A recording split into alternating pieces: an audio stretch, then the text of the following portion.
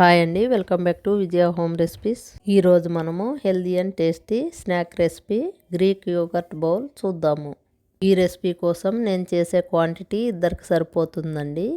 ముందుగా ప్యాన్లోకి 2 teaspoons pumpkin seeds, 2 teaspoons sunflower seeds తీసుకొని లో ఫ్లేమ్లోనే అర నిమిషం పాటు దోరగా వేయించుకోవాలి. వీటిని ఒక ప్లేట్లోకి తీసుకోండి. అలాగే ఇప్పుడు ఇందులోకి 1 టీ స్పూన్ ఫ్లాక్స్ సీడ్స్ తీసుకొని లో ఫ్లేమ్లోనే వేయించుకుంటూ చిటపట్లాడుతుండగా ప్లేట్లోకి తీసుకోండి. ఇప్పుడు 1 కప్పు గ్రీక్ యోగర్ట్ తీసుకోండి. అలాగే ఇప్పుడు ఫోర్క్తో క్రీమీ టెక్స్చర్ వచ్చేలాగా బీట్ చేసుకోవాలి.